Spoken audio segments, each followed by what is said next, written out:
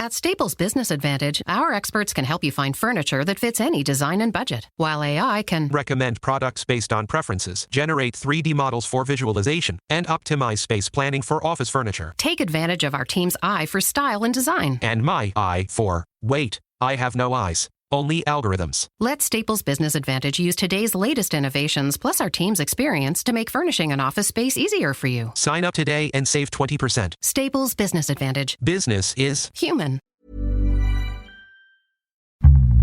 Shares for beginners.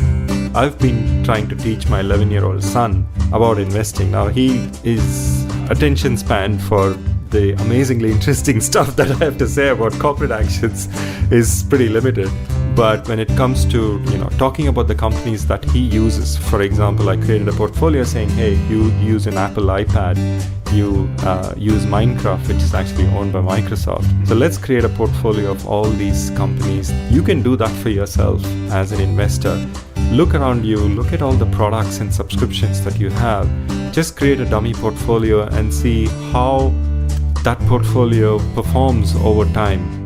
G'day and welcome back to Shares for Beginners. I'm Phil Muscatello. How do you track your portfolio? Do you use Excel, Google Sheets or accounting software? Or do you hand over a shoebox full of ASX trade notes to the accountant? Joining me today is Prashant Mohan, Chief Marketing Officer of Sharesight. G'day Prashant. Hi Phil. Thanks for coming here. And we've just been enjoying our flat whites as well, our oat flat whites. Phil makes the best oat flat whites in the city. Oh, fantastic. Thank you very much for that. So let's just start out. You work at Sharesight, okay, which as many people will know is a portfolio tracking tool, but you don't come from a finance background. You're a marketing person, So how long have you been at Sharesight, and what did you start to learn about investing by coming to Sharesight? I've been at Sharesight since May 2018, so just over 4 years now. And coming to Sharesight, the amount of learning that I had to do for investing has been a tremendous learning journey. I've learned a lot of good things. In a sense, I'd say the first biggest learning that I learned at Sharesight, or kind of relearned at Sharesight, that every investor should know about is just the power of compounding. I think at its basic essence, that's the fundamental truth, which is, attributed to Albert Einstein, calling it the eighth wonder of the world. And why I say that is just how a tool such as Sharesight is able to present your actual total annualized return. And what that means is if you did earn similar returns year after year, it's very difficult to visualize compounding. And when you do that, and when the effects of compounding come into play, then it becomes a big sum. And that's the first most important lesson out of Sharesight. The second thing is the importance of tracking dividends and income in general. Every portfolio has two components to it, or actually a few different components. So the fundamental unit is capital growth. That's what everybody thinks they're investing for. So you put in a certain amount of money and that asset then grows over time and becomes much bigger than what you initially invested for. But in doing so, it also starts giving you some income at regular intervals. And in share market terms, those are dividends. If you're a property investor, that's your rental income, for example. And the importance of dividend tracking is very high just because, particularly in the Australian stock markets, we have the tradition of paying dividends. Yeah, we love dividends here in Australia, much more than other countries, yeah. Yeah, and that's fantastic because you are then taking the returns that a company is giving to shareholders and actually monetizing it at regular intervals of time. Now, when you fast forward to your retirement age, that becomes extremely important because it generates that income stream that you rely on. But even at a much younger age, even for beginner investors, it's really important because you learn that you generate a passive stream of income. And that is a tremendous thing to happen to any youngster, that there's this asset that you've invested in and it's generating income. It's not proportional to the effort you put in for a change. And the third component is really around currency fluctuations. And this is particularly true when it comes to overseas investments, which is so much easier to access these days. Exactly. Yeah. There are so many brokerages that provide you access to overseas investing, as well as so many ETF providers that have made it so easy to access these markets. So even though you're technically investing in these ETFs in Australian dollars, the internal mechanics of how that ETF works has all of these concepts built into them. Yeah, moving parts that will adjust for this is one of the factors, isn't it? Yeah. Exactly.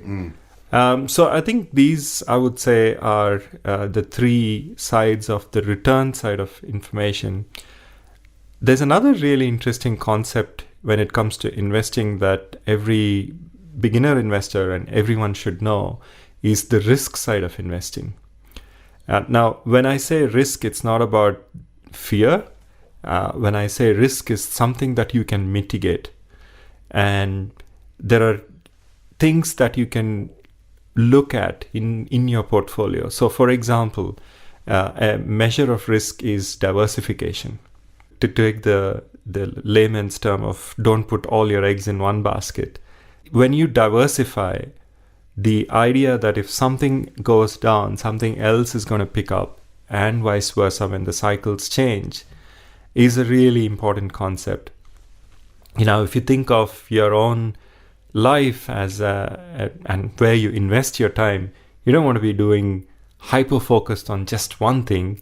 You do want to have a varied sets of interests, and that's how you become an interesting person. So it's exactly the same concept when it comes to investing as well, that you have a bunch of investments that give you that diversity of return and income should one of them fail. And that's a really important concept that I've learned again. I just wanted to take a break here just to mention I was at the pub last night with some mates and this friend of mine, and he was talking about he's retiring now in his mid to late 50s. And it's basically because he's had this quite a concentrated portfolio of shares. And for years, he's just been reinvesting the dividends. He hasn't been taking anything out of it. And it has been a bit painful at times because he's had to pay the tax on this, but preserving the reinvestment as well. And he's at a stage now where, like I said, late 50s, and I'd commend younger listeners to take this in mind, that it comes around really quickly and that this compounding is so important, isn't it? Absolutely. And you raise a really important point with regards to concentration. And, when you make these decisions, investing decisions, it seems like things are always on the up, or it's a no-brainer investment. But, we've been through a few economic cycles when these things made complete sense at a given point in time. I guess like even as recently as last year, if you spoke to any of the crypto investors, you would think that that's the way, digital... You make money. Yeah, diamond hands. We've all got diamond hands. I'll just go buy a digital JPEG and that's going to generate some enormous amounts of money through NFTs and things like that. And of course, media plays a huge role in this. You can get caught up in all the dramas of the day, but like you said, it's really important to zoom out and look at history, look at how things have been going on. Like something that seems absolutely obvious, and there are cycles of bubbles and burst, and hopefully you never get caught in one of these cycles of burst, but that's the whole point of being prepared. And thinking for the long term. Yeah. I blame traditional finance industry as well to a certain extent, because they've made it so complex and so complicated that suddenly when an easy solution presents itself that's then hyped up in social media and the traditional media as well, it seems like, we can get one up on Wall Street, so to speak. Absolutely. And I think like traditional finance is, where the investment has always been sold. Traditionally, financial investments have always been sold. There's a middle person that's, has some set of incentives to make the sale to you. And the story they come with to the people who are less informed, they've been able to get away with, selling really dodgy investments. But now that cycle's changed, for now people are buying into things, buying not only into financial instruments, but also into the stories of the founders, stories of the companies. And, even more recently with ESG becoming more and more mainstream, people want to know where their money is going and what kind of things are we actually funding. Actually, on that front, I'd again take a little bit of a detour. Go for it. Yep. Go down another rabbit hole. I love going into rabbit holes.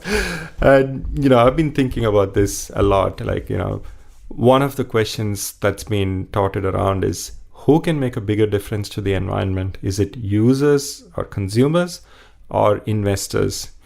And again, taking a lesson from history, if you look at the world, yes, sure, there were always markets to be conquered so that you could sell your products into those markets, but and exploit those markets. And exploit those as sources of new goods or cheaper ways of producing them. But a bigger story that's not very well recognized is actually the power of investors. And being a history buff, I just went through this recent book called The Anarchy by a guy called William Dalrymple, and got to do a lot with very famous historical very writer. Famous history writer. Yeah. And this story was about the British East India Company. At the root of it, colonialism was investments looking for returns. And, there was a ship that needed investing. That ship was, they got together a bunch of capital holders, and those capital holders needed a return. And that's the incentive with which everything started. So if, that's a negative example of what happened with capital and investing, the same thing can be used for positive change. So I think, these stories are enormously powerful. And with empowerment of everyday investors, it's becoming so much more easier to tell these stories. And that's why I applaud you for making this podcast. Thanks. You're empowering investors. And thanks for being such an early supporter of the podcast as well from the very early days. Yeah, no, I think it's a really important role in society that you play. At Staples Business Advantage, our experts can help you find furniture that fits any design and budget, while AI can recommend products based on preferences, generate 3D models for visualization, and optimize space planning for office furniture. take advantage of our team's eye for style and design. And my eye for, wait, I have no eyes. Only algorithms. At Staples Business Advantage, furnishing your office is easy. And with the best warranty in the business, we're committed to you now and down the road. Sign up today and save 20%. Staples Business Advantage. Business is human.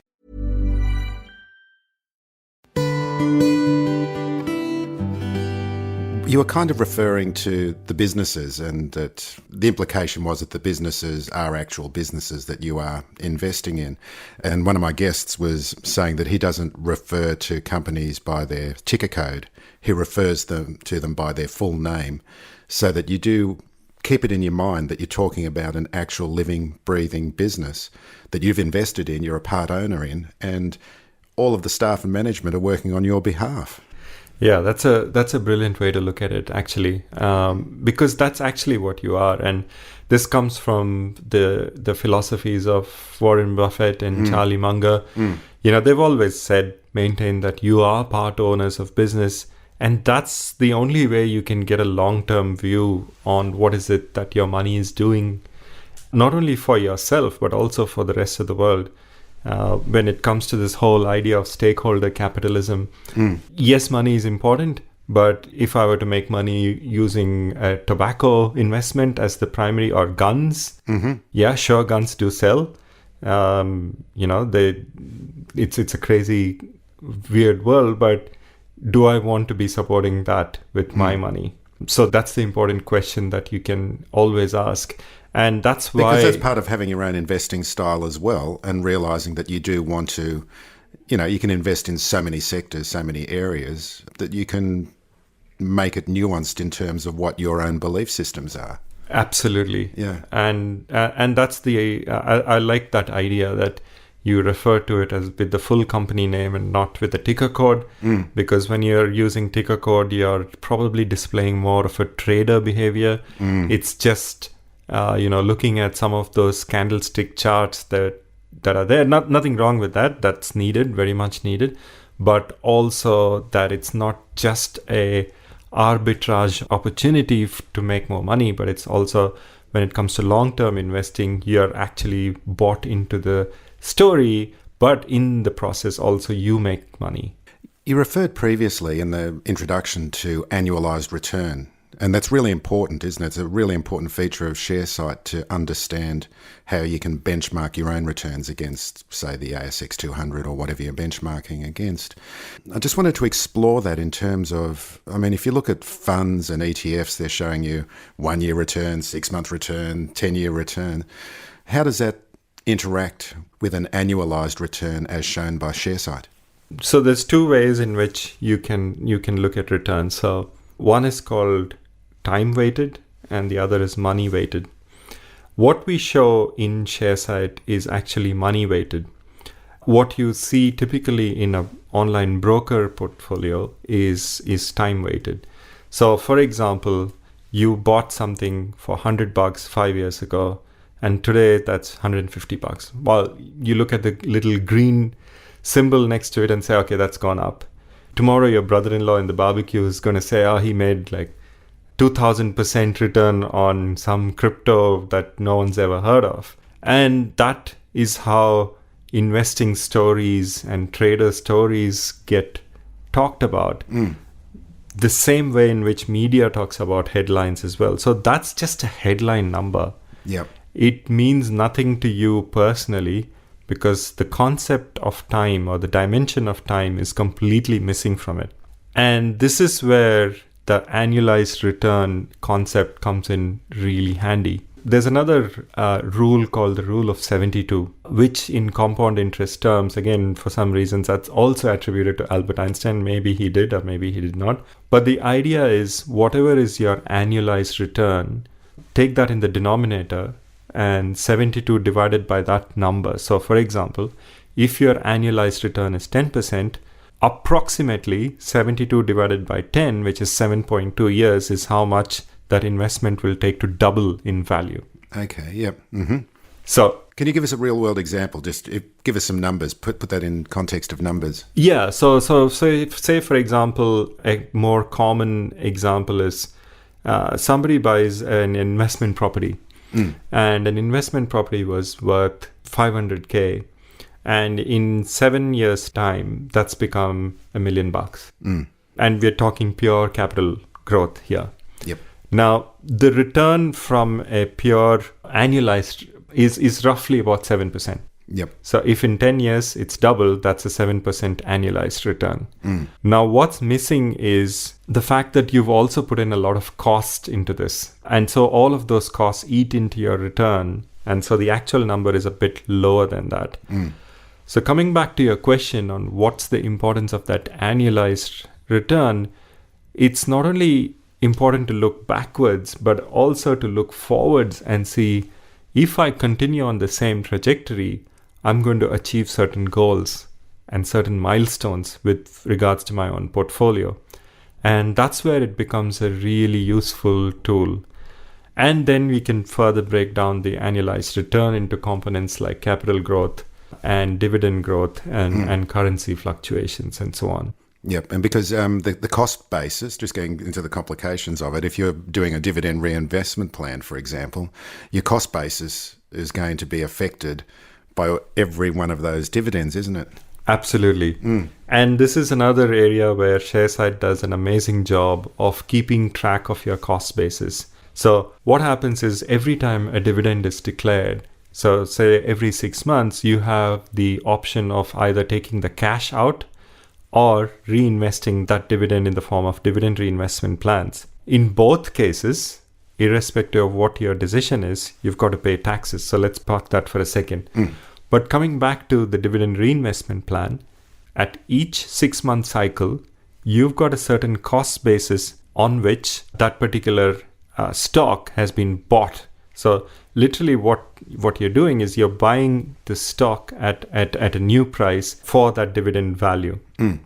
And over time, you have whole parcels of shares that all have different cost bases. They've all been bought at different times in the market. Some are higher, some are lower. Yeah. Exactly.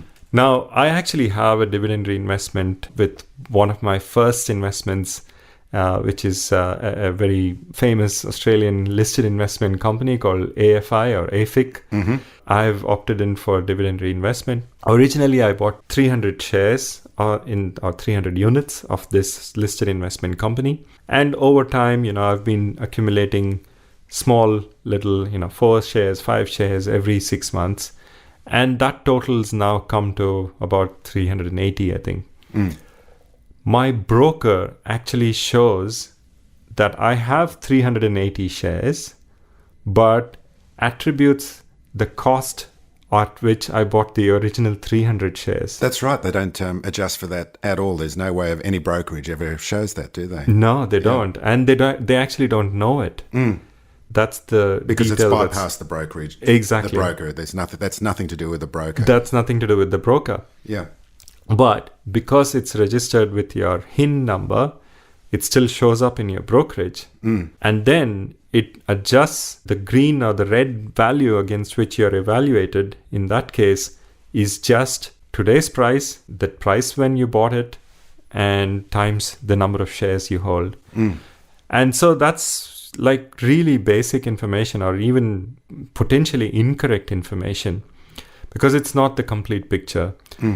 So the way we like to call it within our Sharesight parlance is kind of a GPS with one half of the picture missing, or even like your side view and rear view mirrors, one half missing completely. And that's where all of the dividend reinvestment plans get tracked to a pretty high degree of accuracy from a cost basis. And you talk to an accountant when you do your taxes, that's literally music to their ears, because just being able to track this is enormous number of hours of work which you have solved for yourself. You're going to pay less accounting bill and the accountant is doing more value added stuff for you. And LIC. In this day of ETFs, why did you go down the LIC route? I mean, what was it about that attracted to you? And I just wanted to preface this by saying that next year, I think, is the 100th anniversary of LICs in this country. Wow. Yep, No, I did not know that. LIC and particularly AFIC. So that's a bit of a rabbit hole on how I got into investing in the first place. I would actually break down my investing journey into, to use a test cricket parlance, 2 innings. My first innings was in India and back in like late 90s, early 2000s. On the Nifty 50? On tech stocks. And this is what we did. Like I worked for a tech company and my tunnel vision said that is all that existed in the world. I work for one, everything is really awesome. And so that's the world of investing. So I bought into a number of tech stocks, which, only a couple of years later went to complete bust. And so when investing kind of reduced in importance for me, and it sort of like stayed in more of a background thing. Then when I moved to Australia and, got through the whole motions of settling down and things like that, and when I was ready to invest, one of the first investing related blogs that I came across was that of the Barefoot Investor. And the Barefoot Investor always used to recommend AFI or AFIC as a really important means of generating income for the long term. And that's the days before ETFs as well. So that's right. That's why they were exactly taking the role of an ETF. They were ETF kind of structure. Exactly. They were doing the role of an ETF. Now, again, to zoom out and look at LICs, it's also the fact that they're more actively managed. And I think one of the best known LICs globally is Berkshire Hathaway. It's not called that in the US, but Yeah. It's a particularly Australian sort of an English, I think, name as well, isn't it? I think so. I might even just be Australian. Yeah. So this particular LIC, which is AFI or AFIC, came with glowing tributes and reviews from the Barefoot Investor. And when I looked at their annual reports and the companies they were investing in, it gave me a high degree of exposure to pretty solid blue chip companies within the ASX mainly, and also had a little bit of diversification. So if you see the overlap between an LIC like AFIC and ETFs, there's a high degree of overlap. The only advantage I might say an LIC might have is when it comes to more downturns, they are probably more active in managing that portfolio and drive towards safety, whereas an ETF relies pretty much passively for the reflecting the index to work itself out. And I believe they keep cash reserves as well to keep on paying dividends for considerable periods of time through market downturns. Absolutely. So that's the other part. Because they're more actively managed, they have the luxury of doing that. The other component, particularly for people closer to retirement, is the amount of franked dividends that LICs pay. Yeah, because they can pass on the franking. Although ETFs can do that as well, can't they? ETFs can do that, but they potentially generate products that have a higher degree of franking credits. Yep, that's right. And, who doesn't like some good income that's coming at a nice little discount? And of course, the other thing with LICs is, as opposed to an ETF, say an ASX 200 ETF is going to have the 200 top stocks in the ASX, but why do you need to own all 5 banks if you include Macquarie? Or there's going to be still a couple of dogs in there as well that are not worth owning, and an actively managed LIC will hopefully take out all of the dross. Yeah, absolutely. And I think that is the advantage of that. And I think it does have a higher concentration of, say, the ASX 20 and potentially a few other really good performers from within the ASX 200 as well. And how about now? How's your investing? I mean, without giving away too much details and personal information, but what's your investing style looking like now? Yeah, I would say very much on the value investing side. I'm a individual shares and stocks? A few. Mm-hmm. I do have a few individual stocks. Again, on the back of some research, and also I have caught on a couple of trends as well. I wouldn't say I'm completely immune to it, but I would say in terms of my core and satellite, a majority of the core would be ETFs and supplemented by a satellite of few individual stocks. Okay, well, we've gone down a couple of rabbit holes, Prashant, but the original reason we were going to call about this is because of a blog post that I saw you write about corporate actions, and of course Sharesight tracking corporate actions. So what are corporate actions, and why do they need to be tracked, and can they be troublesome in tracking? Great question, Phil. And yes, I love corporate actions. Oh, you're such a finance nerd now. Absolutely. So corporate action is any event that's initiated by a publicly listed company that brings an actual change to equity or debt. In the case of other instruments, debt, but in the case of stocks, it's primarily equities. And basically examples of corporate action. So the way a corporate action works is the board of directors of a company approve a certain action to be taken and therefore results in something significant with regards to shareholding of the company. Examples of corporate actions, the most simple one that happens very regularly are dividends. Dividends are paid out quarterly or half yearly. Other examples which happen less frequently are things like stock splits, other things like demergers or spin-offs. M&A is another really important one. Mergers and acquisitions. Yeah. Companies might decide to amalgamate due to whatever reason. Or buybacks.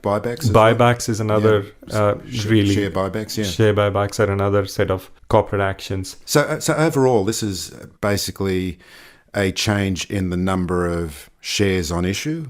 Is that they basically all boil down to that in some fashion? You could say that, and each of them have their own little nuance.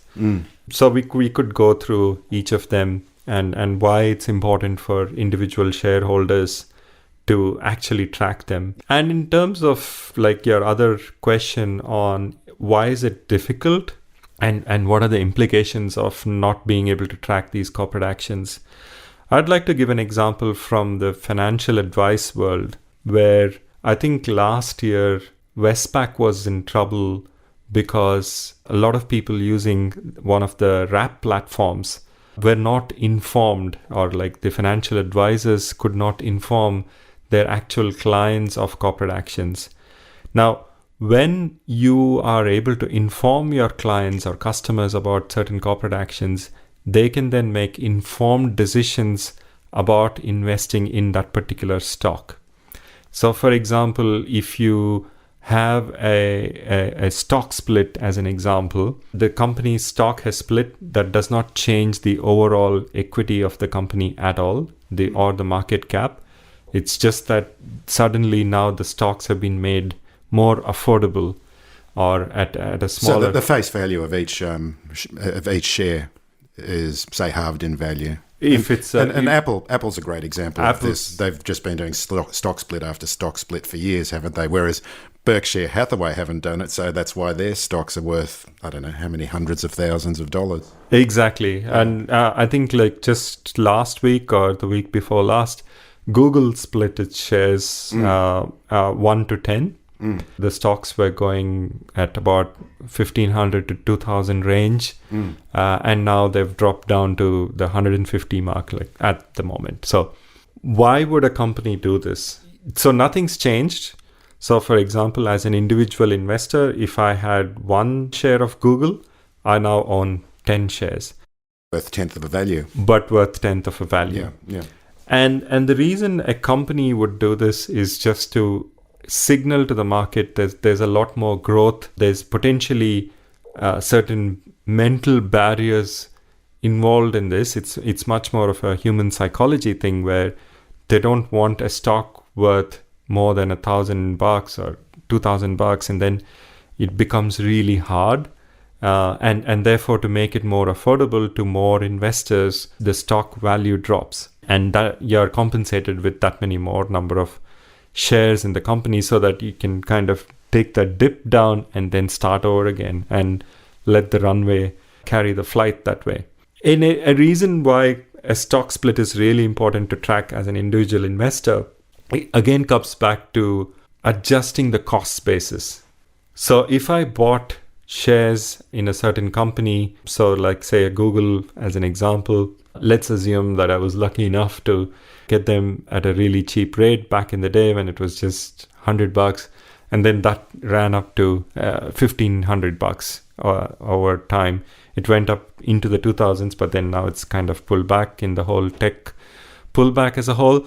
And it's the cost basis that needs to be tracked very accurately should you actually decide to sell at a later date.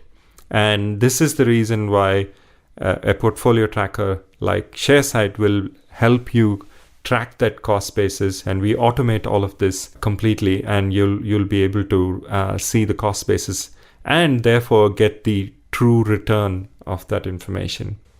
Another corporate action that happens every now and then is a bonus share. Sometimes the company is really happy with their performance and they want to reward investors with an additional share. And they can't think of any better way to spend the money to make more money. Exactly. Yeah. So that's another example. Shareholders are given a bonus share. Again, it's really important to adjust the cost basis. It's not that you got that for free. Like they say, there's nothing called free lunch. It's again an example of where that share acquires or inherits half the cost if it's a 1:2 bonus when it comes to accounting purposes and capital gains purposes. So again, in your true return information, that plays an important role. Okay, so if listeners want to find out more about Sharesight, we've talked about some of the benefits here as well, and we will mention my promo code or my affiliate marketing link, which I just want to, in full disclosure, you'll get 4 months free by using my affiliate link, and I will get paid a commission, but that's just one of the ways I run the podcast. But I'm only talking about products that I believe in, like Sharesight. So tell us a bit more. Yeah, absolutely. So the easiest way is we're completely online. So sharesight.com is our website. Like you say, if you go to Phil's specific URL, which I'm sure he'll link in the show notes. I'll tell you now, it's sharesight.com/shares for beginners. And you'll get that additional 4 months free on Phil's link. And the way it works is we are a freemium product.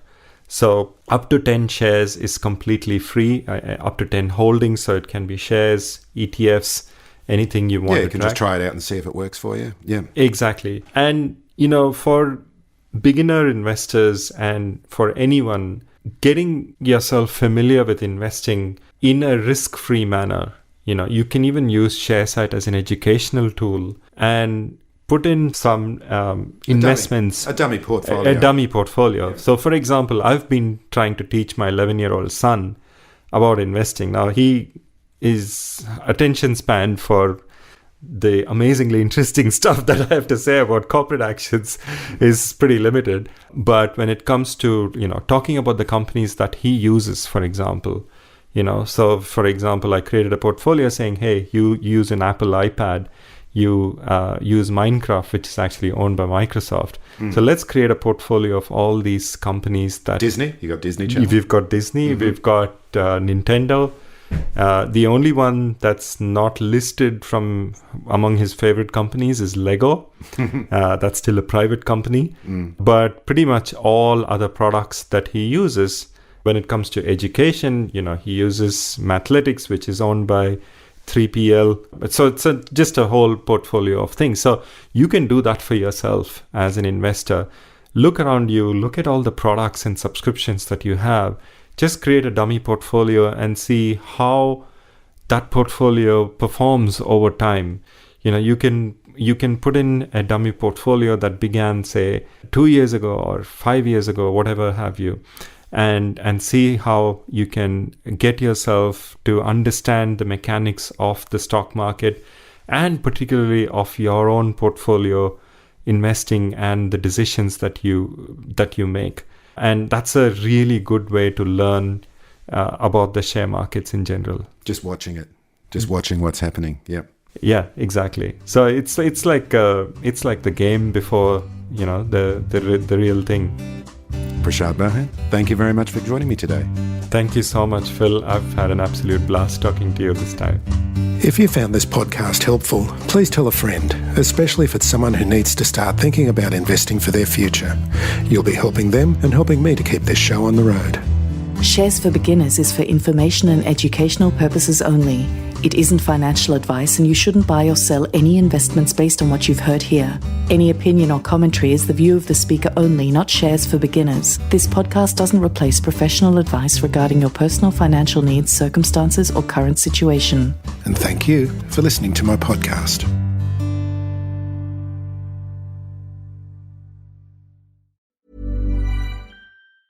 At Staples Business Advantage, our experts can help you find furniture that fits any design and budget, while AI can recommend products based on preferences, generate 3D models for visualization, and optimize space planning for office furniture. take advantage of our team's eye for style and design. And my eye for, wait, I have no eyes. Only algorithms. Let Staples Business Advantage use today's latest innovations plus our team's experience to make furnishing an office space easier for you. Sign up today and save 20%. Staples Business Advantage. Business is Human.